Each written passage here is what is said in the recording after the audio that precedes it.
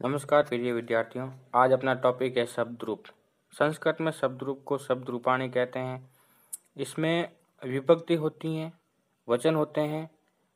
वचन कौन कौन से हैं? एक वचनम, द्विवचनम, बहुवचनम। और विभक्ति होती हैं प्रथमा, द्वितीया, तृतीया, चतुर्थी, पंचमी, षष्ठी, सप्तमी, संबोधन। तो हम आज पुल्लिंग अजंत शब्द रूप के बारे में अध्ययन करेंगे और उकारांत, ऋकारांत जो भी शब्द हैं उसका भी अध्ययन करेंगे और उच्चारण भी करेंगे। तो जो प्रथम शब्द रूप हैं वो बालक शब्द हैं। बालक एक पुरुष है। अकारांत पुल्लिंग शब्द है।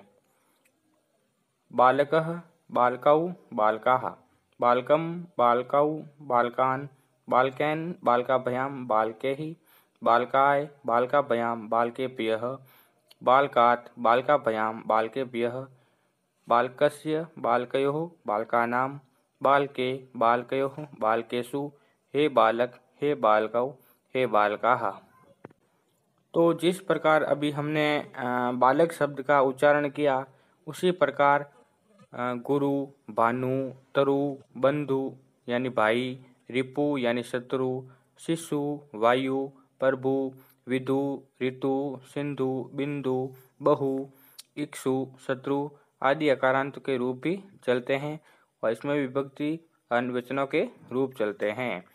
फिर ऋकारांत पुल्लिंग पितृ यानी पिता शब्द हैं।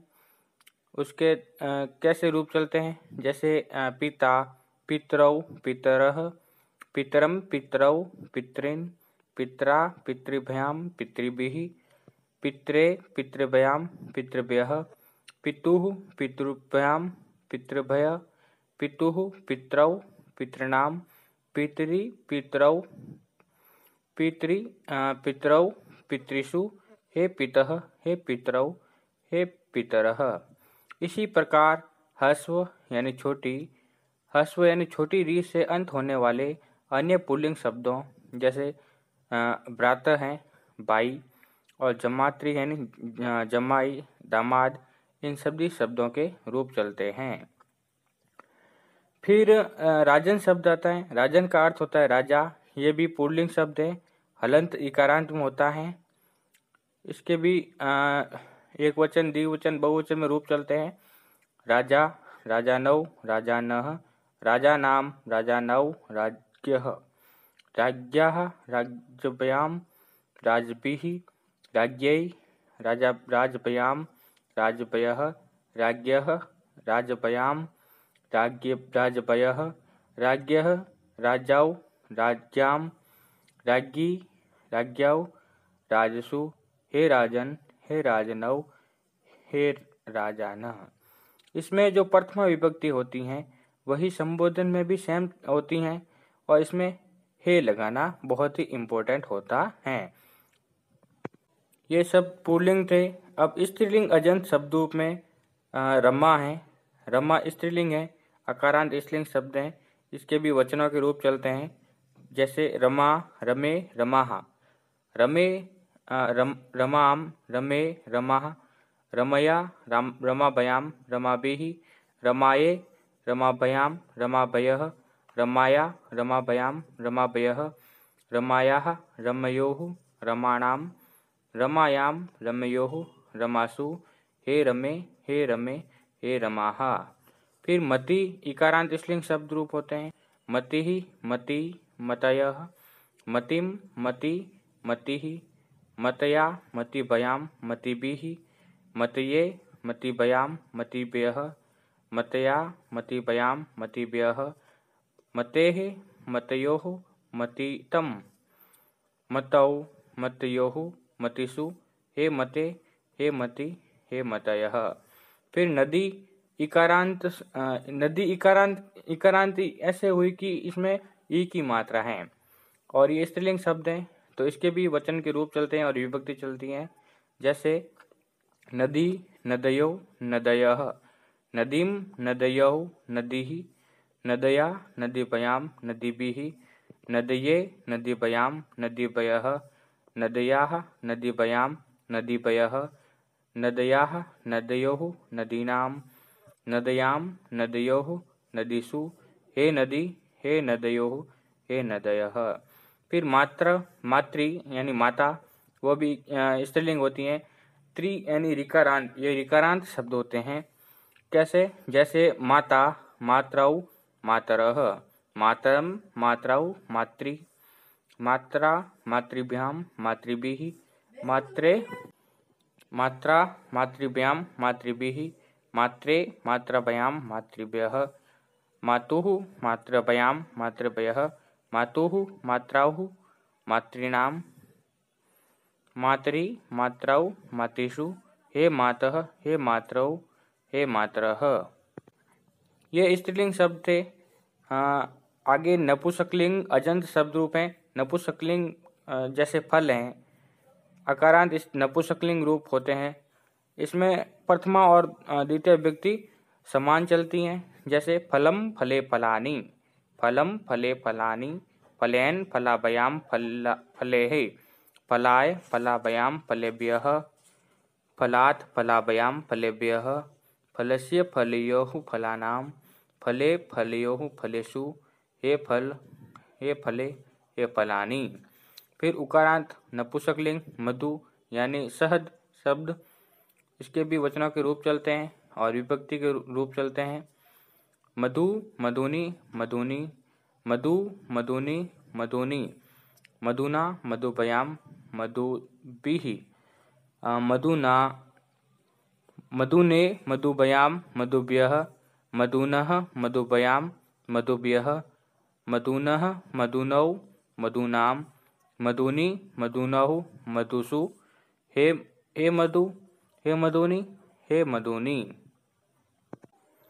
फिर सर्वनाम शब्द आते हैं। सर्वनाम शब्द उसे कहते हैं जो संज्ञा के स्थान पर प्रयुक्त होने वाले शब्द सर्वनाम कहलाते हैं। संस्कृत में सर्व शब्द से आरंभ होने वाले 35 सर्वनाम शब्द हैं, जिनमें जो महत्वपूर्ण है उनका हम उच्चारण कर रहे हैं। पाठ्यक्रम में जो निर्धारित सर्वनाम शब्द हैं, पहला है यत। यत का मतलब होता है जो। ये है पुल्लिंग शब्द में विभक्ति, इसमें संबोधन नहीं होता है। सप्तमी तक विभक्ति चलती हैं। वचनों के रूप चलते हैं, एक वचन द्विवचन बहुवचन। अब उच्चारण करते हैं। यम यौ ये, यम यौ यान, येन याभ्याम येहि, यस्मे याभ्याम येभ्यः, यस्मात् याभ्याम येभ्यः, यस्य ययो यसाम, यस्मिन् ययो यसु। इस यत शब्द का सभी लिंगों में सभी विभक्तियों के रूप में यह आधार रहेगा। इसमें सर्व के समान ही रूप चलेंगे। फिर यत पुल्लिंग शब्द हो गया। अब यत का मतलब जो होता है स्त्रीलिंग होता है। अब स्त्रीलिंग में आ की मात्रा लग जाती है। जैसे एक वचन में यह होता है पुल्लिंग शब्द में, अब स्त्रीलिंग में हो जाता या। आ की मात्रा लगते ही वो स्त्रीलिंग में हो जाता है। जैसे या ये याह, याम ये याह, यया याभ्याम याभिः, यस्ये याभ्याम याभ्यः, यस्या याभ्याम याभ्यः, यस्या ययोः यसाम, यस्याम ययोः यशुः। यत नपुंसकलिंग के तृतीय विभक्ति के सप्तमी विभक्ति तक के संपूर्ण शब्द जो होते हैं यत पुल्लिंग शब्दान के ही चलते हैं। फिर तत्व का मतलब होता है वह पुल्लिंग शब्द। तत् इसके विभक्ति के रूप चलते हैं, सप्तमी विभक्ति तक होती हैं और वचन होते हैं। फिर उच्चारण करते हैं।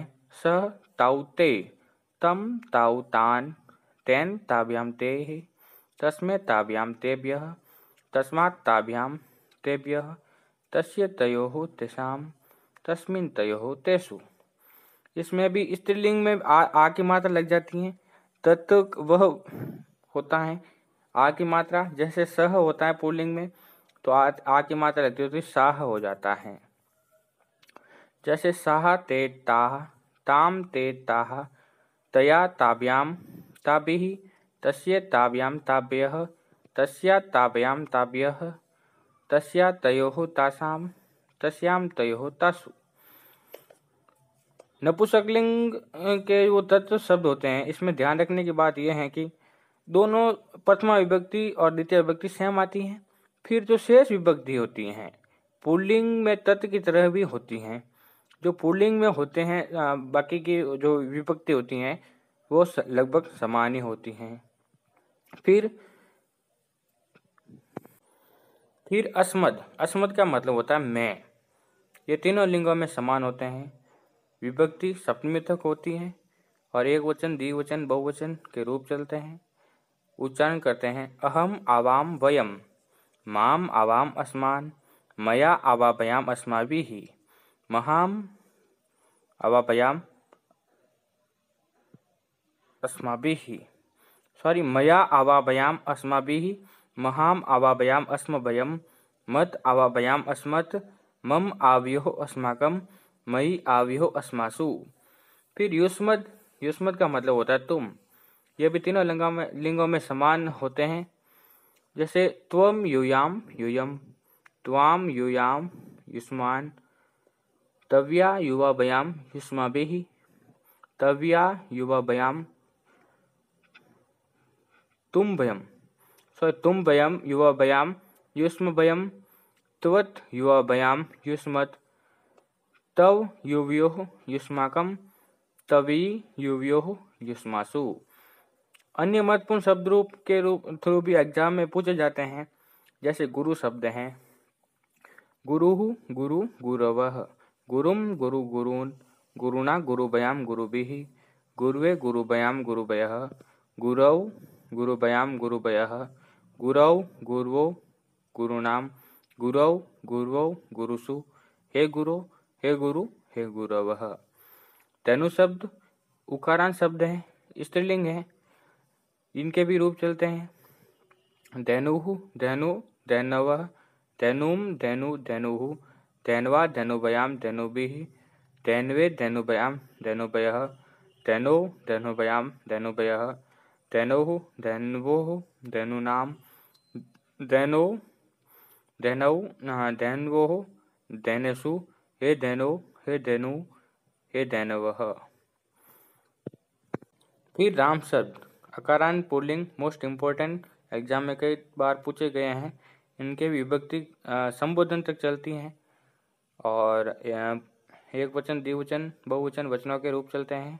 उच्चारण करते हैं रामः रामाउ रामाः, रामम रामाउ रामान, रामेण रामाभयाम रामेहि, रामाय रामाभयाम रामेभ्यः, रामात् रामाभयाम रामेभ्यः, रामस्य रामयोः रामाणाम, रामे रामयोः रामेषु, हे राम हे रामौ हे रामः।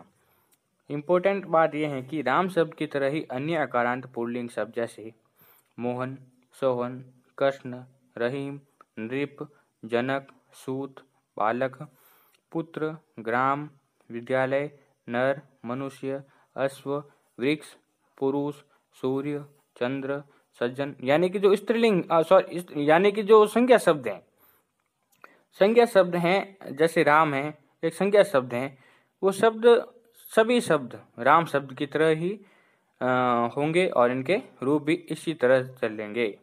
फिर हरि शब्द हैं, इकारांत शब्द हैं।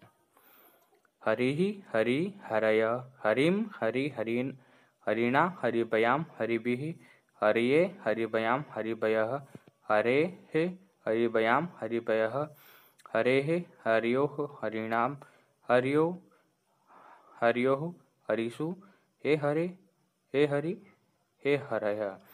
इनमें भी हरि शब्द की तरह ही हस्व यानी ई से अंत होने वाले शब्द कौन कौन से, जैसे हरि, नरपति यानी राजा, भूपति, अग्नि, मुनि, रवि, सूर्य, रवि का मतलब सूर्य, यति, विधि, ब्रह्मा, सेनापति, जल्दी, समुद्र, गिरि, अरि, कपि, गणपति, धनपति, विद्यापति, मरीच, ऋषि आदि शब्दों के रूप चलते हैं। अब उकारांत पुल्लिंग, उकारांत में जैसे बानु है, बानुः बानु बानवः, बानुम भानु बानुन, बानुना भानुभयाम भानुभिः, बानवे भानुभयाम भानुभयः, बानौ भानुभयाम भानुभयः, बानौ भान्वोः भानुनाम, बानो बान्वोः भानुनाम, बानोः भान्वोः भानुषु, हे बानो हे बानु हे बानवः। भानु शब्द की तरह ही अन्य अकारांत पुल्लिंग शब्द जैसे गुरु, बंधु, प्रभु, साधु, वायु, शत्रु, रिपु जिसमें ऊ की मात्रा लगती है, वह शब्द जिसमें ऊ की मात्रा लगती है वो भानु शब्द की तरह ही रूप चलते हैं। फिर लता शब्द अकारांत स्त्रीलिंग। लता, लते, लताः, लताम, लते, लताः, लतया, लताभयाम, लताभिः, लताये, लताये, लताभयाम, लताभ्यः, लतायाः, लताभयाम, लताभ्यः, लतायाः, लतयोः, लतानां, लतायाम, लतयोः, लतासु, हे लते, हे लते, हे लताः। लता शब्द की तरह ही अन्य अकारांत स्त्रीलिंग शब्द जैसे रमा, बाला, कन्या, बालिका यानी जो स्त्रीलिंग शब्द होते हैं अकारांत पुल्लिंग के, इन्हीं तरह रूप चलते हैं। ये सभी जो शब्द रूप थे जिनका हम अध्ययन किया और उच्चारण किया, अब एग्जाम में कैसे क्वेश्चन पूछे जाते हैं। जैसे एक क्वेश्चन है राम तृतीय विभक्ति बहुवचन, इनका मतलब है राम शब्द की जो तृतीय विभक्ति है बहुवचन कौन सा होगा, तो उत्तर होगा रामेहि। फिर पितृ तृतीय विभक्ति बहुवचन, तो उत्तर हो जाएगा पित्रा। मति द्वितीय विभक्ति बहुवचन, मति ही। जैसे एक शब्द फल पंचमी विभक्ति बहुवचन, तो उत्तर हो जाएगा फलेभ्यः। इन सबको उच्चारण और समय समय पर उच्चारण के माध्यम से हम सीख सकते हैं और एग्जाम में इनके हल भी कर सकते हैं। धन्यवाद।